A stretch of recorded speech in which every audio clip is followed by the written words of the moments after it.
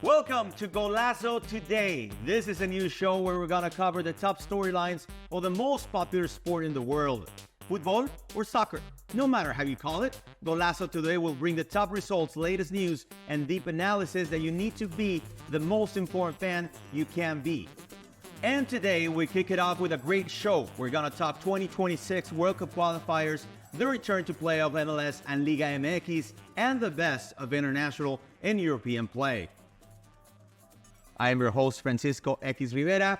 Let's get the ball rolling with the CONCACAF World Cup qualifiers, where the absence of Mexico, USA, and Canada opens the door for smaller nations to shine. This edition of the CONCACAF World Cup qualifiers is unique because of the traditional powerhouses Mexico, USA, and Canada being absent, since they already secured their spots as hosts. With more World Cup slots available than ever before, the round of qualifiers is a golden opportunity for smaller nations to chase their World Cup dreams. Let's explore how this expanded format is reshaping the competition. So, the 2026 World Cup will feature a new format spanning from 32 to 48 teams. This means CONCACAF now has more slots available, increasing from 3.5 to 6.5. That half spot goes to a playing tournament, giving even more teams a shot at the global stage. This expansion is designed to be more inclusive, offering nations that typically miss out a chance to compete at the highest level. And now it is time to present our guest for today's show. You guys know him as El Chiva Mayor. We met back in 2017. That was at the LAFC headquarters before they had their big complex at Cal State LA, before they had their first player, Carlos Vela. We clicked since then. We've talked a lot of football. So, compa, welcome to Golazo Today. Hermano, such a pleasure to be here at Golazo Today con Francisco X Rivera, ni más ni menos. Now, let's get it going, man. And this is a very unique situation because let's go back to the last time Mexico did not have to be a menace for other teams. Italia 90, the qualifiers, when they had that off-the-field scandal of the Cachirules, Mexico was not part of that. Costa Rica took advantage. They made it to the round of 16. They played Brazil really well. Now, I think Costa Rica, Panama, teams like Honduras might have a good shot. Their prime might be past them, might be left in the last decade, but there's still a shot for them to be, some of the top dogs in CONCACAF. Of course, and let's not forget about Guatemala. Guatemala with the Mexican coach, Luis Fernando Tena, is doing such a great job. And out there is also Nicaragua. Nicaragua with Fantasma Figueroa. I mean, I was, surprised to read that Fantasma Figueroa was the coach of Nicaragua. I think they have a shot, but do they really have a shot? Because at the end of the day, I mean, you have teams like Costa Rica, Panama, Honduras, that are going to be there, and they're probably going to take the spots. So I think this time Guatemala is probably one of the strongest ones from the rest to make it to a World Cup. Well, let's talk about something that's very interesting. And I don't want to get sidetracked from football, but the immigration phenomenon that might be affecting this country. So you look at Guatemala, they have MLS, familiar faces such as Andres Herrera, Rubio Rubin, who's now playing in Mexico. We have Nicaragua, for example. I was looking at the roster. They have Jacob Montes, who's now playing for Botafogo. He was actually born in the U.S. They have Jaime Moreno, who was born in Venezuela, playing in Finland. You start looking at all of these phenomenons, and it seems that even in El Salvador, with guys like Eric Zabaleta, they lost Alex Roldan. It might be something interesting for some of these Central American countries. They can adopt this type of style moving on. And not just the Central American national teams. You can see Mexico. Mexico is taking players from the U.S. and having them play in Mexico. And I think it's something very positive for CONCACAF. I think that the fact that they can come here to the United States and take advantage of how the players are being developed, I think is something that is gonna help us grow. That is very interesting because it's not only Mexico, it's not only Central America. How about the Caribbean? I mean, there's that half spot. Even if we say, okay, Panama is going to make it, Costa Rica is going to make it, Honduras is going to make it. How about teams like Jamaica, like Trinidad and Tobago that have made it before?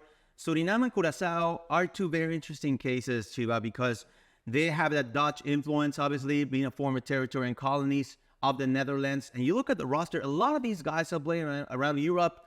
They don't have to go far, even from tours. I was looking, some of our play in Turkey, they're touring over there. Players don't really have to travel far. It's a huge advantage that they have compared to other Central American countries. Well, the reality is that football is growing, and it's growing in all the aspects, and it's good. It's good for CONCACAF, like I said before. I think that having teams from the Caribbean, having that type of talent, it's only gonna make us better.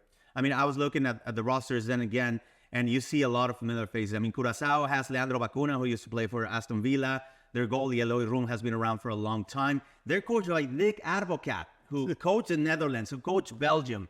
I mean, and then Stanley Mensoa, former Netherlands goalkeeper, is coaching Suriname. So yeah, Central America is there, but then again, I think some of these countries might have an advantage because where they're playing, Italy, the EPL, Eredivisie, etc. So it's going to be an interesting clash there. Of course, and like I said, my question in the beginning, do they really have a chance? Yeah, that's gonna be very interesting. But then again, let's talk about some of the challenges as well, Chiba, because yeah, some of these players come from Europe, they make a lot of money, but then there's times when they have to come to this part of the world, the pitches are just not there. For some players, the diet's not the same. What do you think of some of these challenges? Because we might be spoiled being from Mexico, but living in the United States. You get some of the top infrastructure, you got top facilities, but then again, how about these smaller nations with everything they have to deal with, try to get to the best stage? Well, I think that we've seen it before with El Salvador, players born in the United States that wanted to go back to the national team because of those problems, logistics-wise, I mean, food-wise. It's a big challenge because they're not used to being at the stages like those. And I think it's tough, but at the end of the day, I think that also makes a player stronger.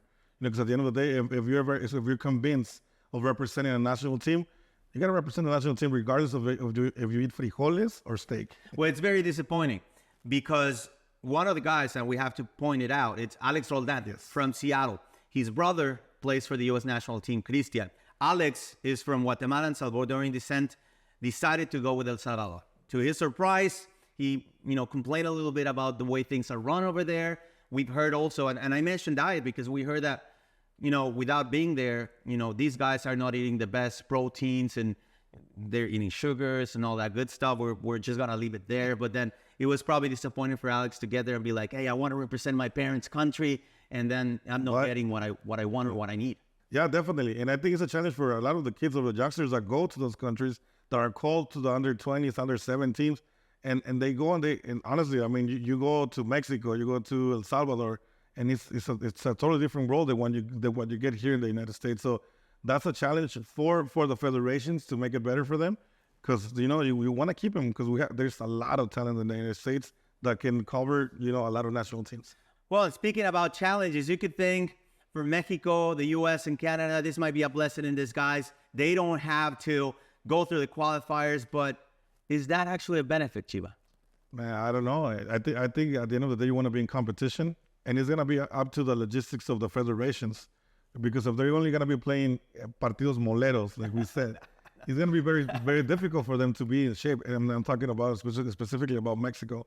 But they, on the other hand, they also have the advantage of the time, and they can have the team together for 3-4 months, hopefully, and have a very strong team in the World Cup. But then you never know with the federation, man. And we also talk about some of the challenges about how players, respectfully said they're a bit spoiled because they're playing good pitches, great infrastructure. I mean, how about Mexico, the U.S., and Canada having to go to San Pedro Sula, having to go to Cuscatlan, and dealing with what you have to go through when playing in Central America? Man, the pressure out there is extreme, man. Like they take it to another level. La Serenata, you got them bringing los puentes and everything, to cold showers, man. Cold showers, everything. I think that also could be something negative. The fact that the players are not gonna be able to feel that pressure, playing away. I think it can affect the players' mentality. But then, on the other hand, it goes back to what I said: logistics from the federation. You take them to Europe, you take them to play with the best national teams, and you can start having a stronger team. Well, we went from just talking qualifiers to talking immigration to talking that fight for players born in the U.S. or born in other countries. And to that point, let's wrap it up here. But we're going to come back and we're going to talk Liga MX. We're going to talk Major League Soccer. We're going to talk Leagues Cup here with El Chiva Mayor. So stay with us. We'll be right back. This is Golazo Today.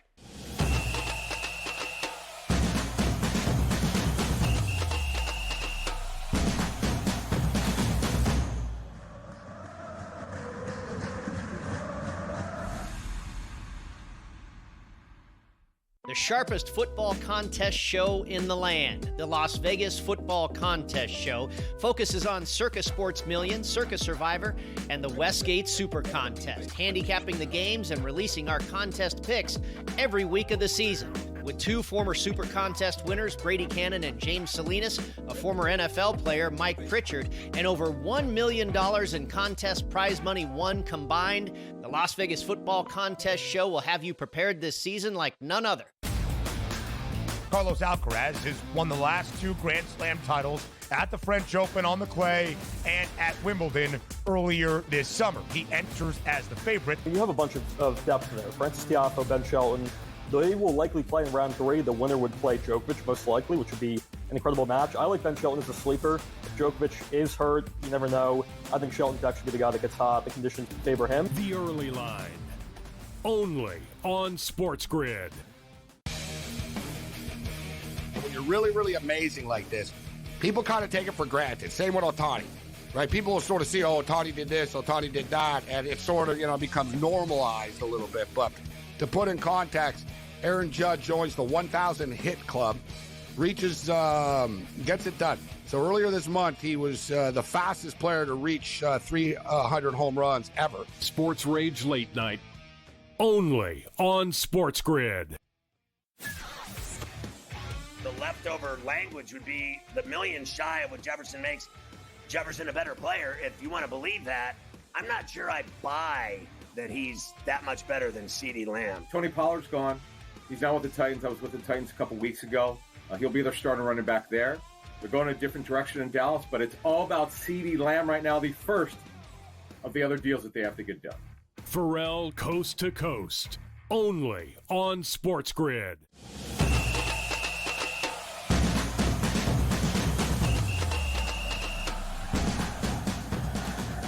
Welcome back to Golazo today. I am Francisco X Rivera. As summer winds down, both MLS and Liga MX are gearing up for the return of play. Today, we'll dive into what you can expect from both leagues as we head into the second half of the season. And we have our guest today, Julio El Chiva Mayor. Chiva, thanks for being with us once again. Let's get right into it. We're just fresh off Leagues Cup. Disappointing for a lot of black and gold fans, losing that final to Columbus once again. But I think LAFC is there as one of the candidates to take it all. Columbus is there. Galaxy, Inter Miami. If you had to, really predict, what do you think would be an interesting final for you moving forward, if you want to get that ahead? MLS-wise, I honestly think that the final is going to be either LAFC, Miami, or Columbus. I think LAFC, with what Steve has proved, and with the results that he has had with the team, I think it's a very strong team. Having Oliver Giroud, adding him to the squad with O'Brien, I think it's only going to make it better. Now, let's not forget about Miami. They're really doing it without Messi, which is incredible. I mean, they have Luis Suarez, Busquets, but at the end of the day, they're still having those results that are helping them to be right now in first place overall in the league. But, you have teams like LAFC and Columbus that are 3 games less than Miami. I think that Galaxy can be a contender this season because they have a really, really strong squad. Reus just played, and he came in with an assist, a goal, and he gave the win against Atlanta United. I mean, it's going to be a very exciting MLS season, and I'm pretty sure, and I think that it's going to be more exciting than ever.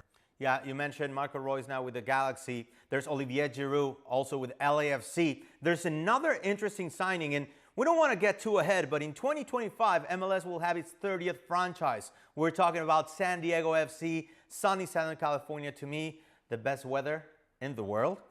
And they're going to have Irving Chucky Lozano. In your opinion, with all these summer transfers that we've seen, and then Chucky coming over next year, how much is that awaken the senses of other star players wanting to come to Major League Soccer? I mean, it only makes the league stronger, man. I think at the end of the day, right now, what we're seeing with MLS 4.0, with San Diego coming in, we're gonna have better players at better age. Not like before, they used to bring the players that were about to retire, really good players. But right now, we see players coming in like Carlos Vela when he came in against Prime. Now Chucky Lozano that still has a lot of years to give to the fans. And very excited, man, to be part of this league. I think at the end of the day, it's just gonna keep on growing. And Liga MX, you guys better watch out, man, because this is only gonna get better. Well, I think they watched out already. I mean, I think they got too many red flags. No team of Liga MX made it into the semifinals of the Leagues Cup. The only two teams that made it to the quarterfinals, America and Mazatlan, they got knocked off. Colorado earned third place. They make it to the CONCACAF Champions League, obviously right below LAFC and Columbus. But then moving on to what happens in Liga MX, obviously not as exciting as what we're seeing with Major League Soccer right now, but I think the major storylines, what in the world is happening with Club America? I think you wanted to start with Chivas, I know, but we'll get there. But how about Club America getting some dose of camote, losing to Puebla? Yes. And now, after the fiasco against Colorado, the pressure's there, man. Now, we hear the programs, television, like Caliente, Fútbol Picante, always underestimating Leagues Cup and underestimating MLS, and saying that for the Mexican teams, the tournament doesn't matter. But then we see that because of that tournament, Monterrey has to switch their coach. Now we see America losing to Colorado in penalties. They go back to Liga MX, and they lose to Puebla, which is honestly shocking because America is like the best team right now in the Liga MX. Now we have Mazatlan on the other hand that did a great performance in Leagues Cup. None of us thought that they were going to make it even to the quarterfinals, and they did. And they won against Pachuca. They beat Pachuca 3-1. I mean, I think at the end of the day, like you said before, there's a lot of red flags for Liga MX. And America, you guys better get it together, man, because otherwise you're going to lose to all the other teams. Yeah, it's a rough hiatus for a lot of the teams. Pumas, for example, was on a great run, and all of a sudden they have to stop. There's other teams, for example, Chivas de Guadalajara. I mean, you have that beautiful tattoo. I mean, I'm saying the artwork's beautiful. I'm not a Chivas fan. Far from it. But what I'm saying, I like the artwork. Guadalajara, there's also this big controversy about Javier Chicharito Hernandez. We understood that when he left the LA Galaxy, he was probably not in top shape. He was past his prime. And we not going to underestimate everything that he accomplished in Europe with the Mexico national team. But at the same time, what in your opinion is going on with Chicharito? He hasn't played road games so far this season, and fans are growing restless. Well, man, I think Chicharito has a lot of pressure. He's under a lot of pressure. I mean, he's been under pressure for all his life. I think at the end of the day, the type of injury that he had when he was with Galaxy, it was a major injury, and coming back from the injury, it's not going to be easy for him to recover. And it's either he recovers at 100% and give us, good results, or he's going to have to retire. I feel sad because Chicharito is a great legend. What happened with him coming to Chivas and the way the fans, did the presentation with him, it was amazing, never seen before in the Mexican National League. But I think that Chicharito, now he's his turn to give us back what we're looking for as fans. I still believe in him. I still believe that he can bring a lot to the table for Chivas, but his body is the one not responding. So well, and for the ones underestimating the impact of Major League Soccer, just look at what Chivas is doing. Bringing Kate Cowell last year, bringing Fidel Barajas from Real Salt Lake this year. So then again, a lot of people are paying attention, and I think at this point it's going to become a very healthy and fierce competition for these players. Yeah, and there's a bigger list of players going to Tapatio and under 20 that they came and they got them from MLS. I think MLS has to figure out a way of stopping those players leaving the clubs just like that. And again, Chivas with Kate Cowell, I know a lot of people say that he's not Mexican. He has his Mexican passport. He has Mexican blood. He's Mexican to me. He doesn't speak Spanish, but it's okay. My son doesn't speak Spanish, and he's still Mexican. All right, well, and obviously these rumors and discussions are not foreign to what we've seen with Liga MX, with Rayito Brian Rodriguez leaving LAFC, getting a fat contract with Club America. And it seems now that the Águilas are trying to steal another player from the back and gold. No, and also Toluca trying to take Kiko Oliveira. They're saying that they already bought him for $8 million. Let's see, but man, Liga MX is now looking for Liga MLS to bring players, and that's good. Denis Bouanga could be another example. I don't think LAFC will let him go for less than, they say, 20 mil or something like that. We'll have to check sources, but in the meantime, I don't think Bouanga is going anywhere. Enough CONCACAF, enough Liga MX, enough Major League Soccer. When we come back on Golazo today, we're going to talk European competitions. They're also back, and there's a lot of big names to talk about. Erling Haaland, Enrique, Real Madrid, Manchester City, etc. Stay with us. This is Golazo today.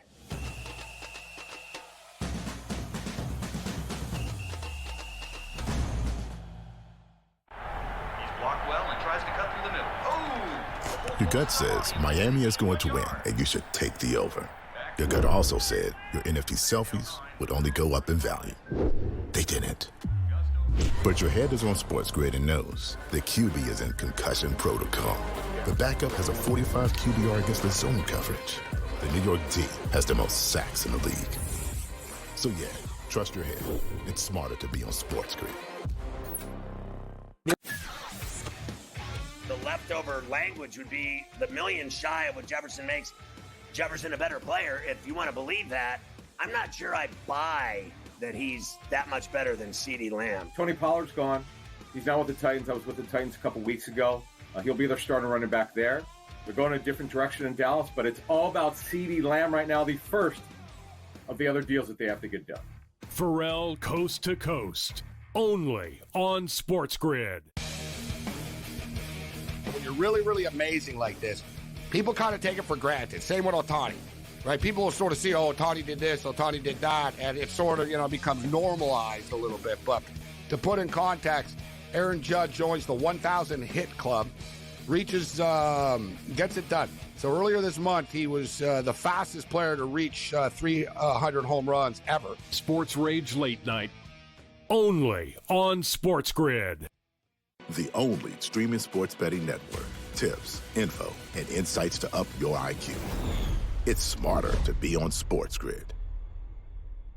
New to the Live Golf Plus app. Watch Live Golf any way you want it. Follow any group. Replay any shot. Anytime, anywhere. Any questions? Watch Live Golf live and on demand.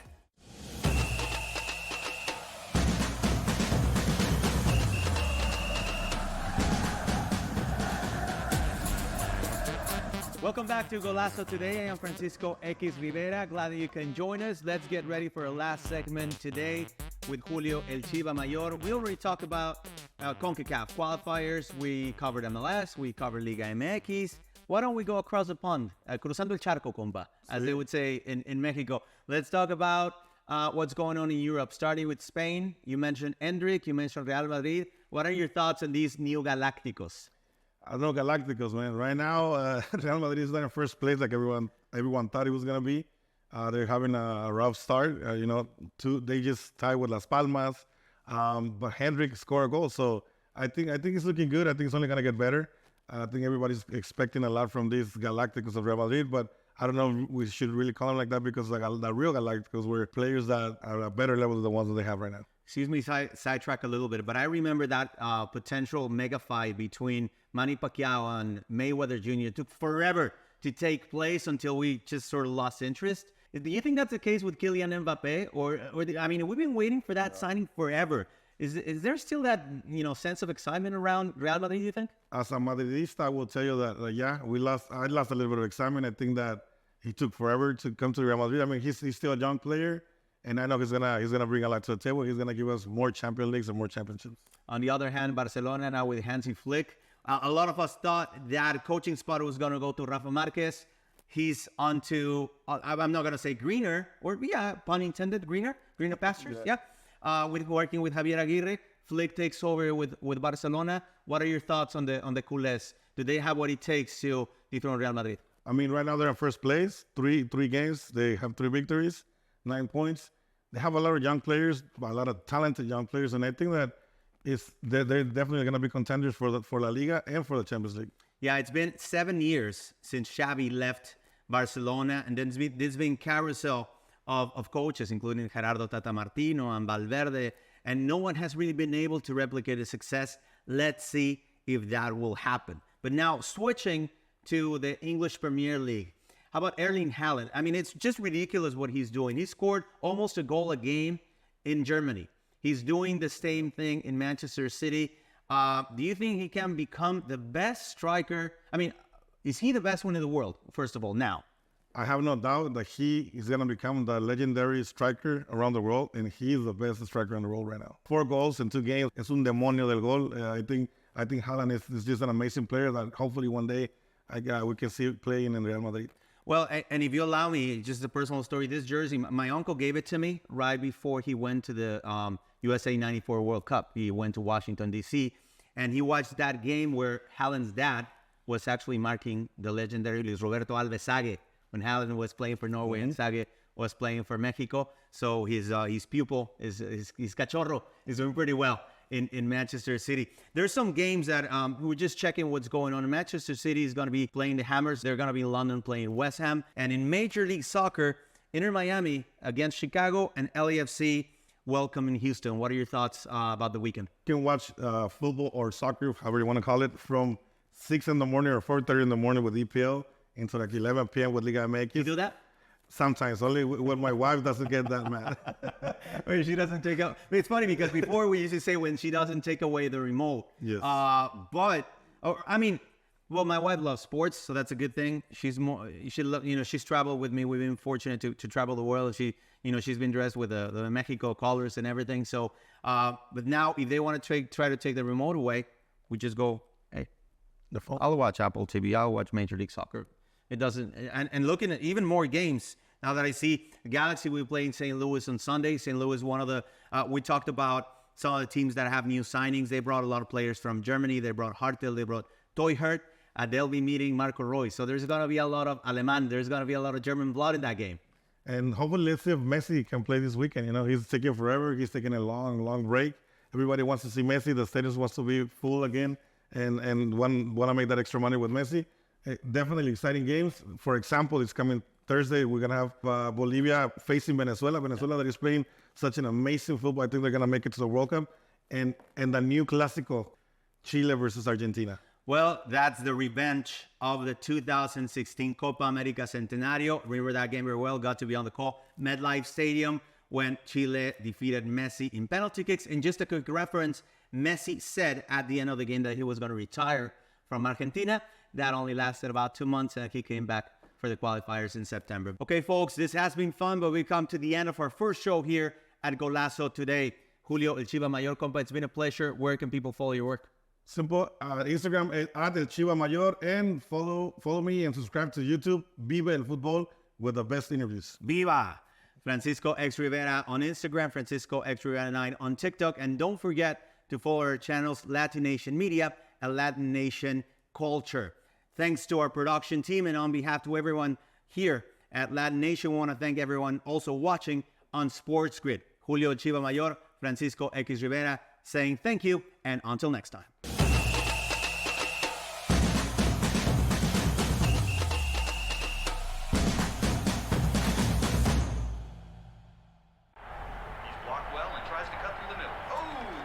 Your gut says Miami is going to win, and you should take the over. Your gut also said your NFT selfies would only go up in value.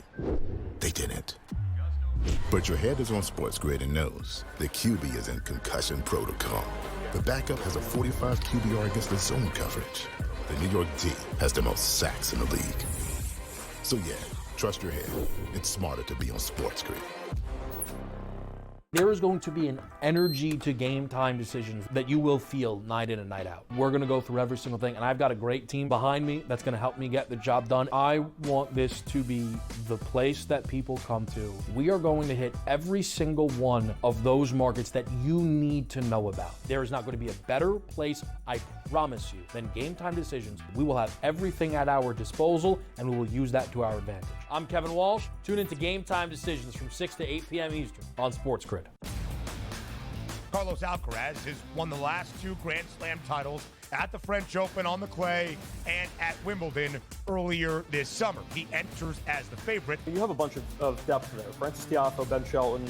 They will likely play in round 3. The winner would play Djokovic, most likely, which would be an incredible match. I like Ben Shelton as a sleeper. If Djokovic is hurt, you never know. I think Shelton could actually be the guy that gets hot. The conditions favor him. The early line, only on SportsGrid. The sharpest football contest show in the land, the Las Vegas Football Contest Show, focuses on Circus Sports Million, Circus Survivor, and the Westgate Super Contest, handicapping the games and releasing our contest picks every week of the season. With 2 former Super Contest winners, Brady Cannon and James Salinas, a former NFL player, Mike Pritchard, and over $1 million in contest prize money won combined, the Las Vegas Football Contest Show will have you prepared this season like none other.